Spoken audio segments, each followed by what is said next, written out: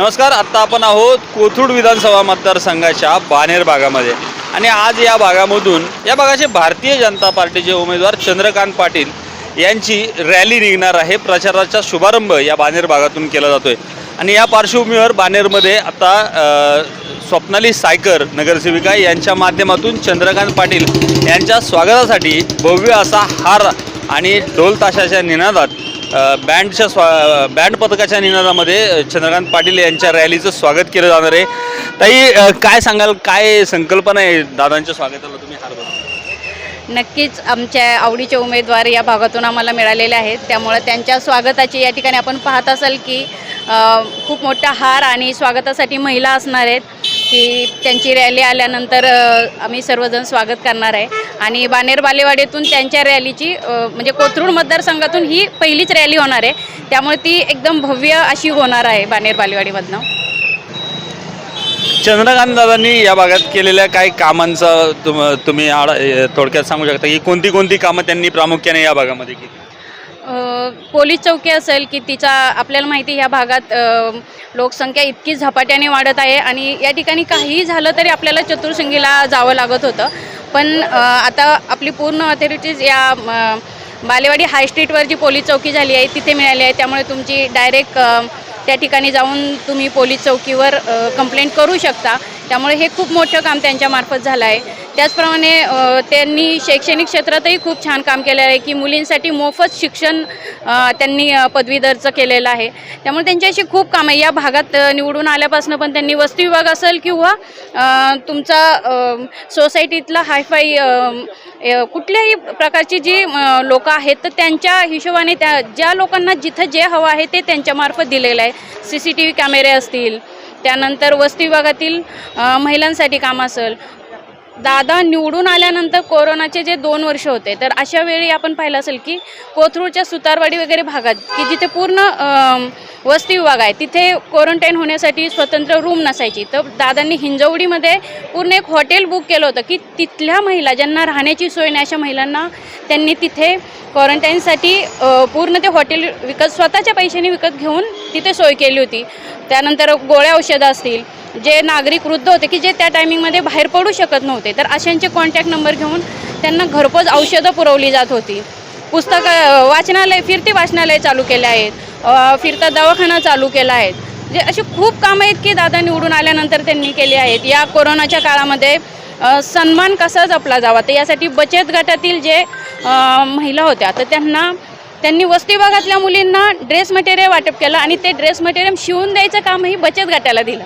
म्हणजे इकडे ते भेट स्वरूपात देत होते तर दुसरीकडे ते त्या भागातील लोकांना रोजगार स्वतःच्या हिमतीवर मी करू शकते की त्यांचा स्वाभिमानही दुखावला जाणार नाही अशा पद्धतीने ते कामही देत होते.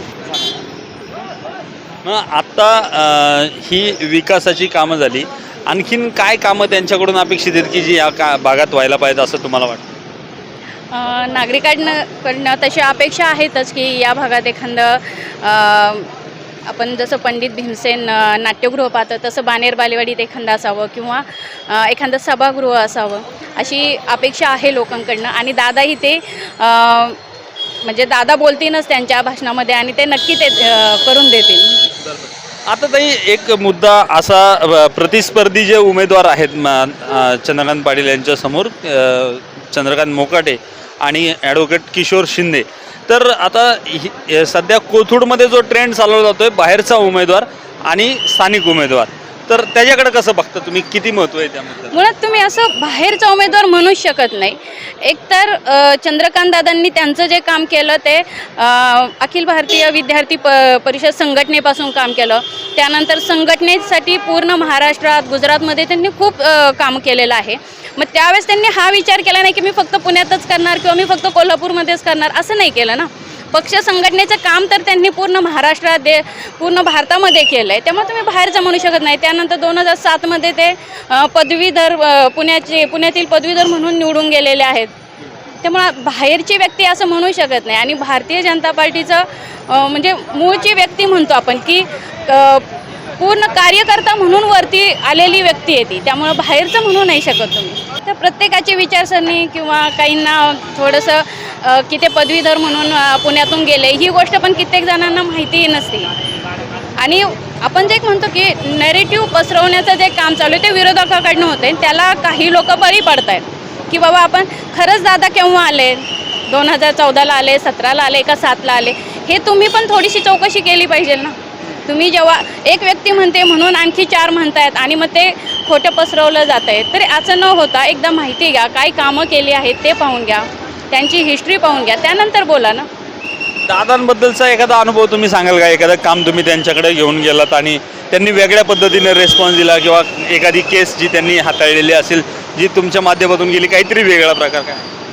ॲक्च्युली वैयक्तिक कामं असं घेऊन गेल्यानंतर तर होतातच, प्रभागातली वगैरे काय असेल की रस्त्याची असेल, कुठलीही असेल त्यांच्या बजेटमार्फत. आत्ताही इलेक्शनच्या आधी त्यांनी करून टाकले की नंतर प्रॉब्लेम नको. पण आत्ता सर्वात महत्त्वाचा मुद्दा म्हणजे आपण सुतारवाडीत जो एक प्रकार पाहिला असेल की तिथे वेगळ्या पद्धतीने लोक येऊन त्या जागेवर कब्जा करायचा प्रयत्न करत होते.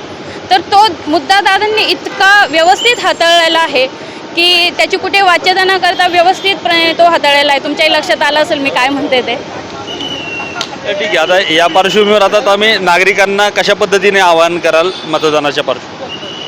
नक्कीच चंद्रकांत दादा हे इतकी सामान्य व्यक्ती आहे भारतीय जनता पार्टीची, एक कार्यकर्ता म्हणून. जरी ते आमदार असतील किंवा मंत्री असतील महाराष्ट्राचे, पण ज्या वेळेस ते लोकांमध्ये येतात त्यावेळेस पूर्ण एक कार्यकर्ता म्हणून काम करत असतात. समोरच्याला त्यांच्याकडनं काय अपेक्षा आहे हे त्यांना कळले की ते पूर्ण करायच्या मार्गे असतात.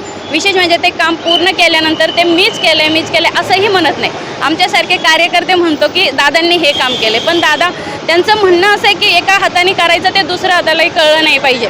इतके त्यांचे कामामध्ये म्हणजे कुठल्याही कामं सांगितल्यानंतर पूर्ण करून ते हां ठीक आहे हे काम आहे ते करायचं आहे, ते झालं आहे, बस विषय संपला. आता ह्या कामाच्या मुद्द्यावरूनच खरं तर आता शेवटचा प्रश्न घेतो की ह्याचं त्याला कळलं नाही पाहिजे असा जो मुद्दा घेतला. पण आता विरोधकांकडून प्रचार केला जातोय की त्यांनी खड्डा बुजवल्याचे बॅनर लावले चंद्रकांत दादांनी, त्याच्याकडे कसं बघतात? हे दादांनी नाही लावले, ते त्यांच्या कार्यकर्त्यांनी लावले. एक असं वाटतंच ना की बाबा माझ्या नेत्यांनी फक्त मी सांगितलं आणि ते काम केलंय. मी म्हटले ना की दादा एकदा काम सांगितलंय, केलंय, झालंय, विषय संपला असं असतं त्यांचं. ते त्याची खूप वाच्यता करत नाही, मी केलंय असं कधीच होत नाही. पण आमच्यासारखे कार्यकर्ते असतात की आम्हाला थोडं वाटतं की आमच्या दादांनी हे काम केले म्हणून आम्ही ते बॅनर लावतो. मागासचा प्रश्न परत काही गोष्टी अर्धवट राहिल्या की कशा पद्धतीने तुम्ही नागरिकांना आवाहन कराल?